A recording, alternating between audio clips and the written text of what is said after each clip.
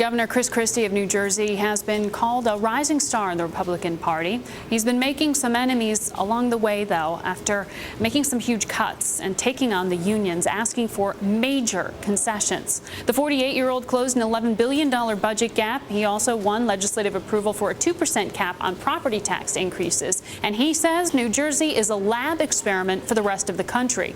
What's the test? The laboratory experiment is what's failed over the last decade, which is 115 tax and fee increases in 8 years, huge increase in government spending, government in every aspect of people's lives, and you see that we have, one of the worst economies in the region, and it's because of the wet blanket we've put on our economy. Now we're trying to rip that off, and what I'm trying to say to people across the country, other people who are campaigning for governor, is don't make the same mistakes that New Jersey made. Deal with your problems head on right now. Deal with the pension funding issues. Deal with the overtaxation issues, because otherwise we're not going to get out of this economic mess. New Jersey is the highest residential property tax bill in the U.S. It's what, $7,281 on average. Yep. What's your projection there on how it would be possible within 2 years' time to make income taxes go down in your state? Well, first off, in July of this past year, we passed a 2% hard cap on property tax growth. Mm-hmm. Now, to put that in context for everybody, over the last 10 years, New Jersey's property taxes have grown 70%. In 10 years. So a 2% property tax cap will provide some real relief from what's been happening over the course of time. But we have to lower our income tax rate over the course of the next few years because New Jersey's not competitive. Well, part of your narrative in being competitive is overhauling the pension system there. You're famously underfunded by $46 billion. You've laid out this austerity plan here, but you've also said you expect a big fight from the unions. Do you expect to win that fight? Listen, I think we have to win the fight, and I think if the unions think about it, they're going to want us to win the fight too. Because if we don't, in 15 years or so, there won't be a pension. You're pushing up the retirement age. You're asking for more contributions from them, basically fewer benefits as a result of the pension system there. What we're talking about is a relatively modest increase in their contribution to their own pension, which they're ultimately going to get back in the end, and a competitive payment for their health benefits, which they're not making now. Mm-hmm. They're not making any. In New Jersey, they pay 8% of the overall cost of their health care if you're a public sector worker. Federal employees pay 34% of the overall cost. We need to make that more competitive because otherwise these systems are going to fail, and we can't afford to have them fail. You addressed pensions sort of right out of the gate when you became governor, and you withheld a $3 billion payment. Is that a negotiating point now? I mean, if the unions were to give some ground here, would you go ahead and make that payment? Listen, we have to have reform. What I've said before is I'm not going to continue to put big money in a broken system. Mm-hmm. Now, if we can fix the system, I think the state can then start to gradually begin to make their payments again in order to try to shore up the system. But don't be fooled by that issue. If the state made every one of its actuarially required payments over the next 15 years, but made no other changes to the program, we'd go from $46 billion underfunded to $85 billion underfunded. We have a benefit problem. Does that mean you would consider withholding payments again if you do believe the structure is broken? I don't think we're going to get there. I think that what's going to happen is the legislature is going to work with me to fix this problem. We're scheduled to make a $512 million payment to the pension fund next year. I have every intention of making that payment because I believe over the course of the next 90 days or so, we're going to get real pension and benefit reform. Why not change the structure overall? Why not move it into a 401k structure? We've done that a little bit for new employees. But the reforms we're talking about now are for existing employees 25 years or less. And I think at this point to move them completely from what they've had as a defined benefit plan to a defined contribution plan for people who've already put that much time in, it just wouldn't be fair.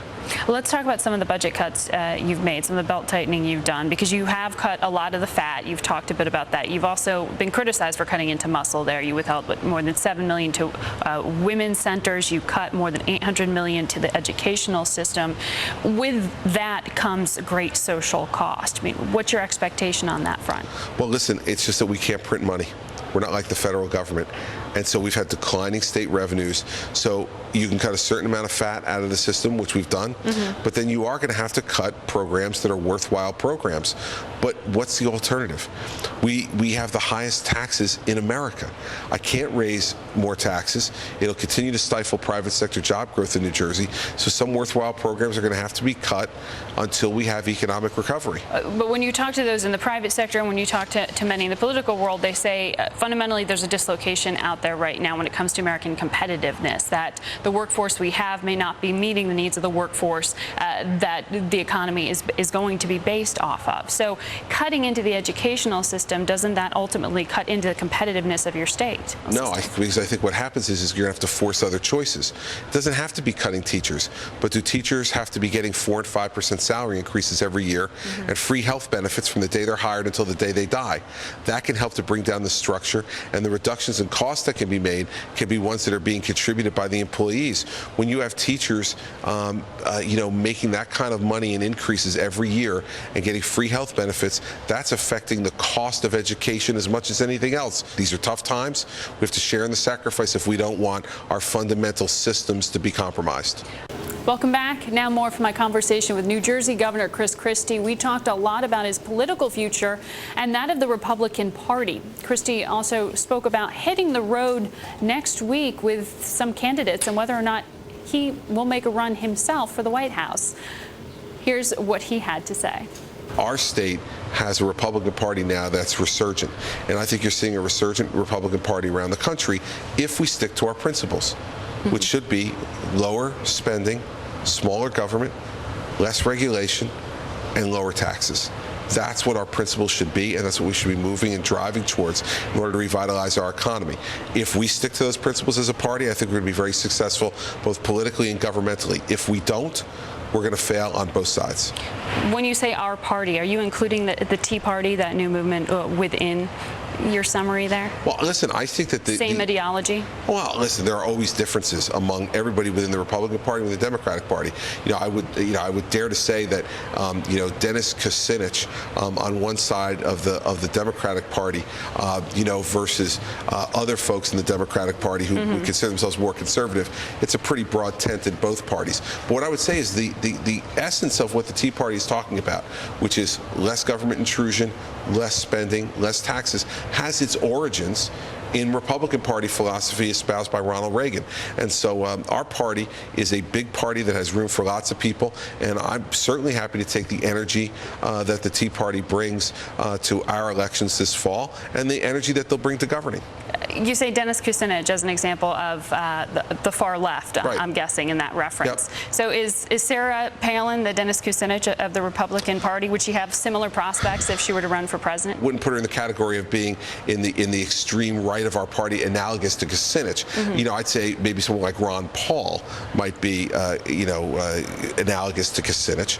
But Kucinich is the one end of the Democratic Party, and someone like Evan Bayh is on the other end. They're both Democrats, but if you sat Dennis Kucinich and Evan Bayh in the same room, I don't know how much they would agree on. In the same way, if you sat some folks on opposite ends of our party, they might have a lot of disagreement on certain issues. President Obama yesterday, when asked, in terms of forecasting in the November elections, was asked what he would ask of the Tea Party should they actually, win some candidates and move them into the House. And he said specifics on how to cut entitlement spending.